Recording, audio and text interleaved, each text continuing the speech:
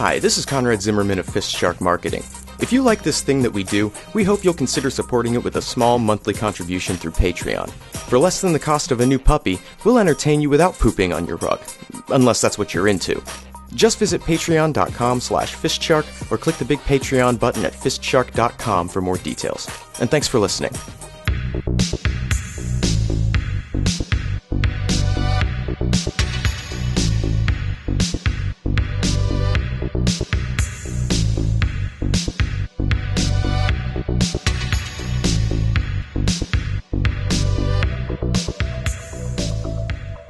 So, guys, I've been having some difficulty with our old friend Robin Thicke, and I'm hoping that maybe you can help me come up with an angle to where this works out to everyone's benefit. Mm-hmm.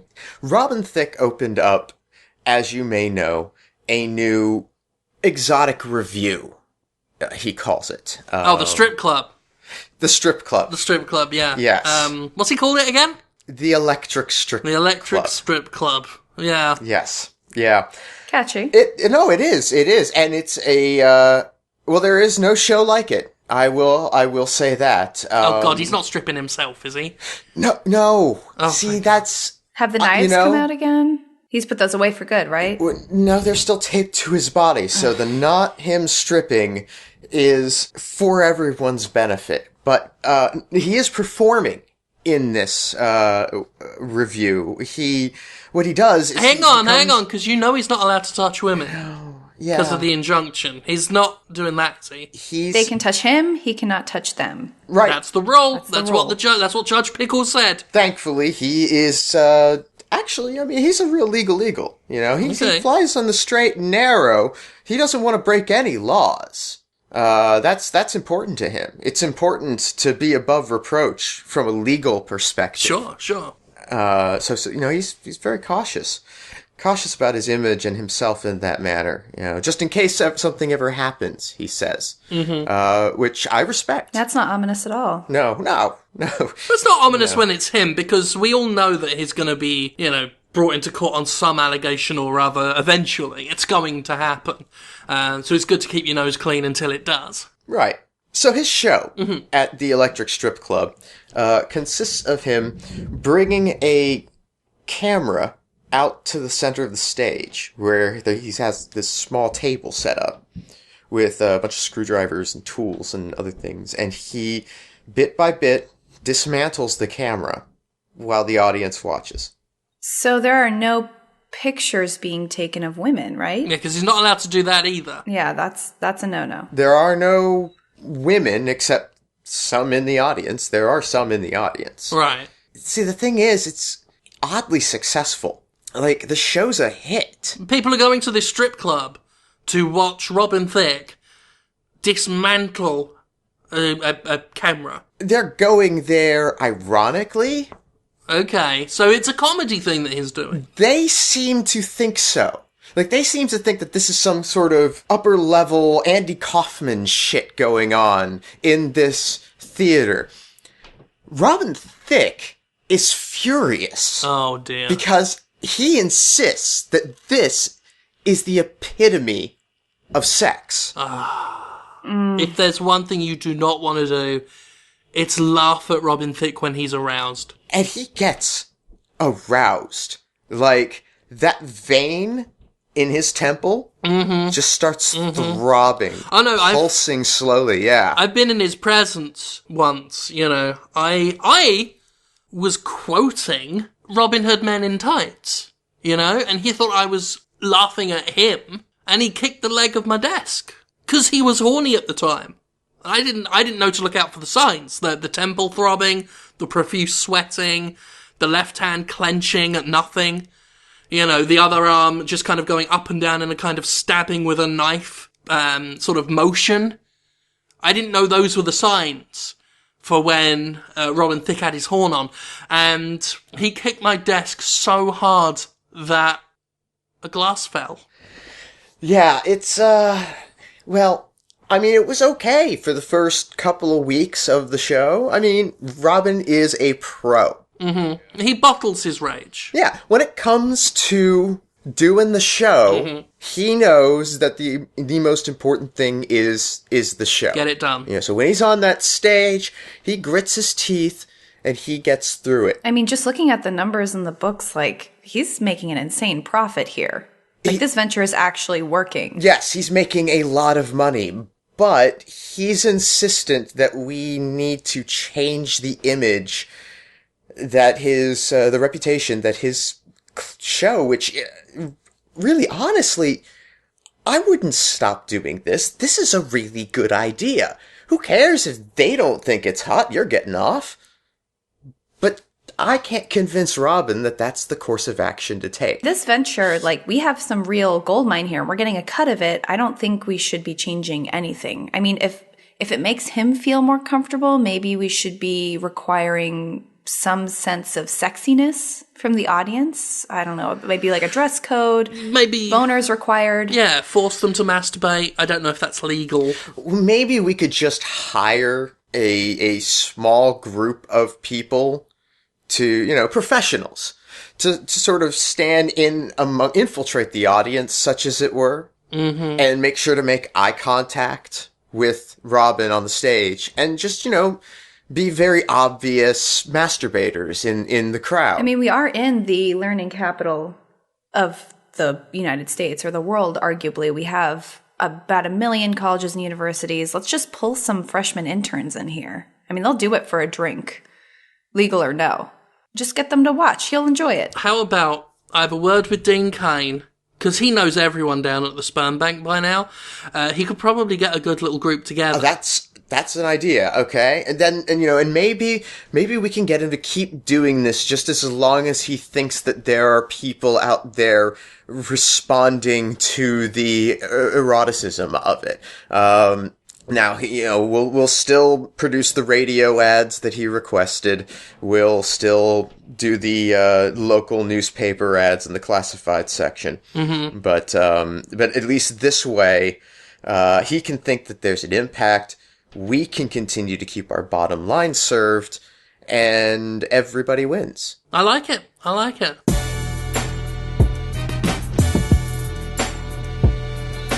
Have you guys noticed that we have something of a roach problem in the office? Is it just me? No, I have been seeing a roach here and there. Are you referencing Craig or? No, this is an actual insect. A real one. It is just one then? Yes, that's the issue I've been trying to... This is why I can't get pest control down here. Because they say, you know, have you found a nest? Can you estimate sort of whether this is a large or a small infestation? And I'm like, it's a roach problem. And by that I mean it's a problem with a roach. Once I describe the problem, they think I'm joking. Now, I'm not mad, okay? I'm fairly certain. But let me describe the situation I have, and maybe it's similar to yours. And then I'll know that I'm not crazy.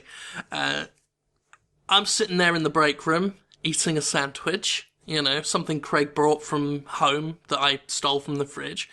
And I know it's there. I can see it in the periphery of my vision. Just a little fucking cockroach comes up onto the table and just stands there. It's just there. Doesn't move. Once it gets near enough to where, I don't know how it knows where my eyes are looking, but it gets just in the corner so I can just see this indistinct sort of brown shape. And it just stays there because it knows I'm going to look eventually because it's going to get weird because I can feel its eyes on me.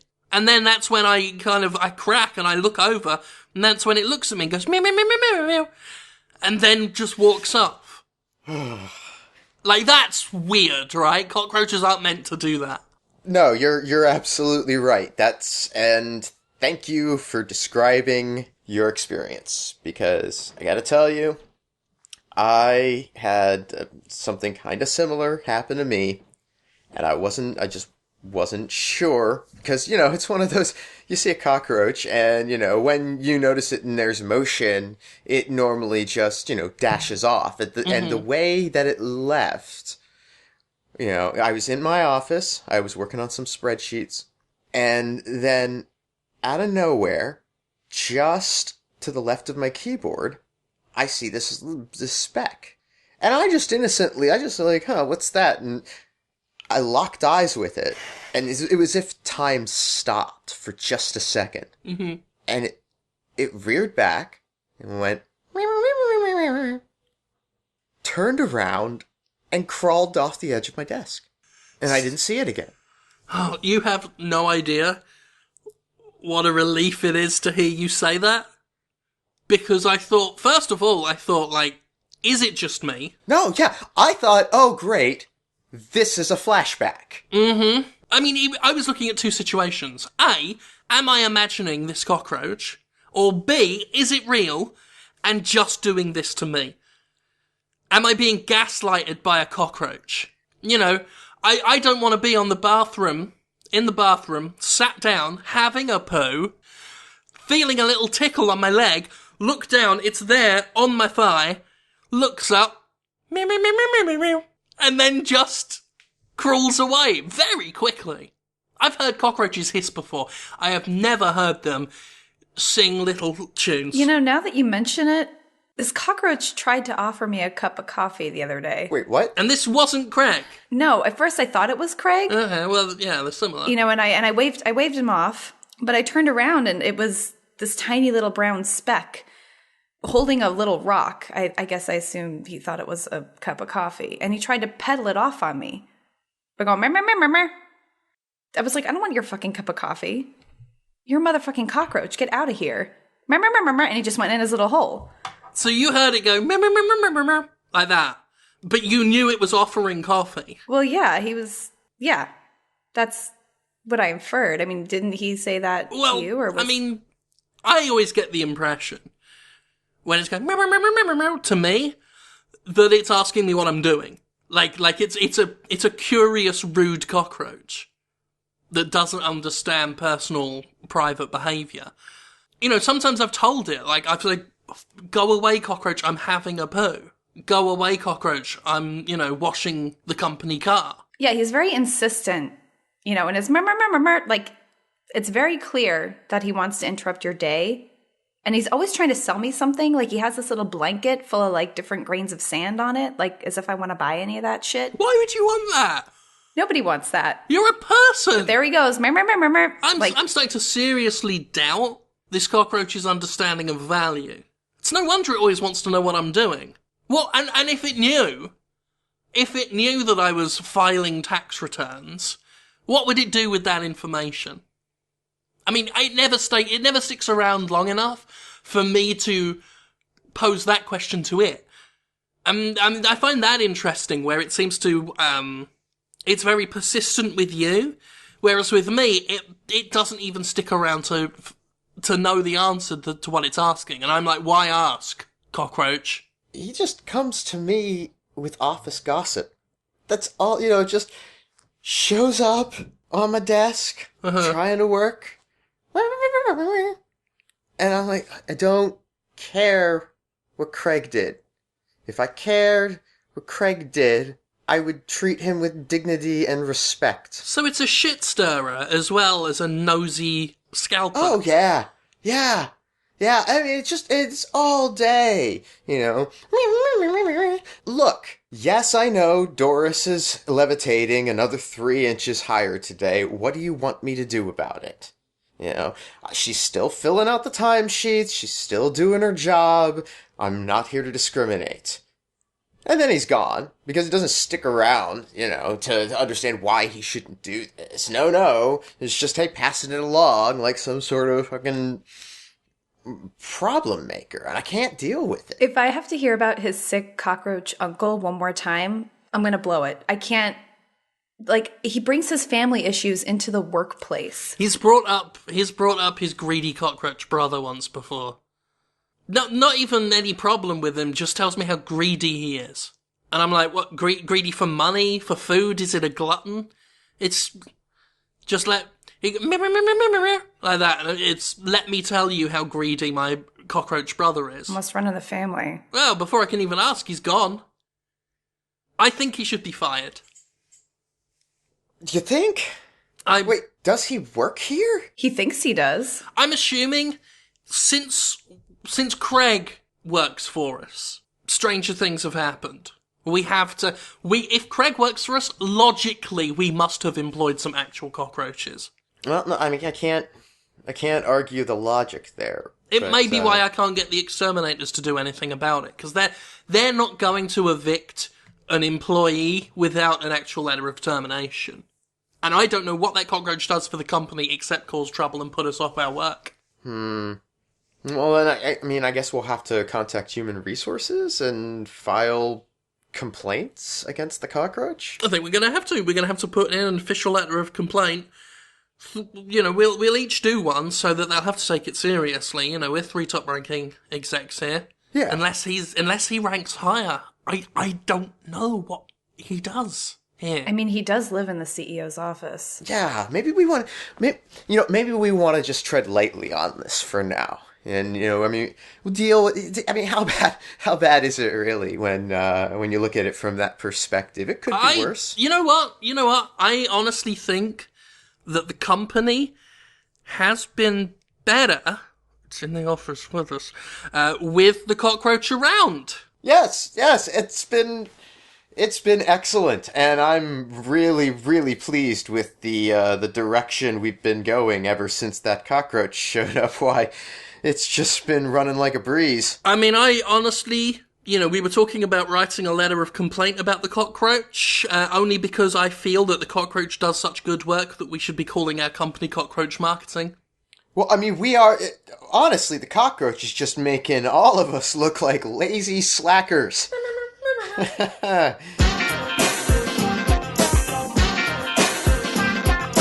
Have either of you gentlemen known what Corey Feldman has been up to these past, say, 9 months? Well, not until recently.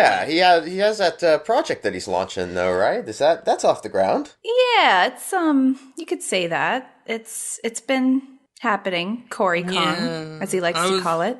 I was hoping we could avoid having to talk about it, because it's... Well... First of all, it's better to avoid talking about Corey Feldman, and, this one's not good. Oh, dear. Yeah, well, we can't avoid the subject any longer. We've been served legal papers. I knew it. Yeah, we gotta talk this one through. Okay, so wait a minute. What was the idea? What was the project? He came to us, I mean, as you remember, he came to us approximately a year ago with some ideas about opening a, what he described it as a kind of like a fun house. Mm-hmm. Oh, like an indoor fun park type deal. Yeah, okay. Mm-hmm. Yeah, he had sort of preliminary sketches written down in permanent marker on the back of a Hustler. That's usual. But it was hard to see anything because, once again, this was some Hustlers that he'd picked up at the rain-soaked train tracks, so the paper was crumbling at that point. So I couldn't really work out what it was he was talking about at the time. Well, I had just assumed it was a combination laser tag, jungle gym, arcade, type of fun house. That would have worked. That idea would have worked compared to elsewise. I know we've all been busy and, we haven't been keeping up with his going-ons, but the fact of the matter is Corey has set up a literal Donkey Kong simulation for children. Okay, that's actually a pretty cool idea. It would be cool if he'd built a funhouse style construction yard. With maybe a guy in a gorilla suit and foam barrels. That would have been something, That's not what he did, is it? No. He bought a construction yard while it was halfway through building a hotel. He bought the hotel company out of the land and just left the scaffolding up, at the top of which sits an 800-pound gorilla. A guy in a huge gorilla suit to... Yeah. If by a guy in a huge gorilla suit, we mean gorilla. So an actual gorilla animal. Caitlin, you can attest to this, right? You've been down there. Yeah, absolutely. It's part of my job to, be in the places where our clients So you were okay with the live gorilla, is what you're saying? From afar, didn't look. Well, so I mean, I'm sorry. I have to be honest here. I was not there. I was at the Applebee's. I couldn't. I mean, I trusted him. I mean, as a woman as well, you don't want to be around Corey Feldman for too long, because he asks you to become part of the Feldman's Angels situation, which is not nice for anyone concerned. No, I totally understand, but okay, is the animal sedated? It's just standing up here like it's the goal to get to the gorilla? What's the opposite of sedated? Enraged, maybe? Yeah. Angry and hungry are two primary statuses that I would use to describe the gorilla. The children are just as angry. Apparently, if you throw enough heavy foam barrels at a kid's head enough times with enough force, they get pissed. And you know how you pick up the funny hammer that goes in Donkey Kong? You give a pissed kid a real hammer and tell him that gorilla's the target, hell breaks loose. According to the papers, the gorilla sometimes runs out of the foam barrels and starts throwing various crates at the children.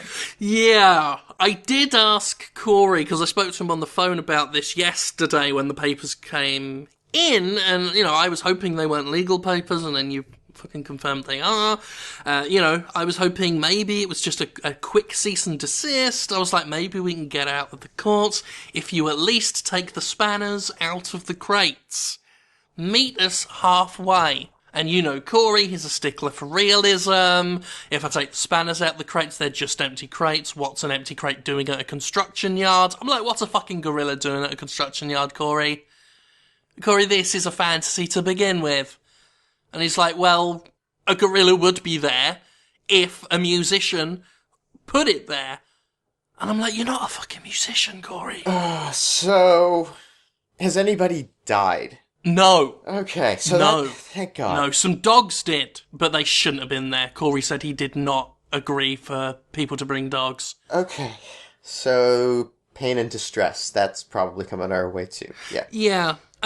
Some of the kids, it's a high-stress situation, The kids get confused, and they've all got hammers. After an hour in the yard, some of the children just get mad and turn on each other, and sort of attack each other's arms and heads, and backs, with the hammers. But, again, injuries, some hospitalization, no death. So hang on.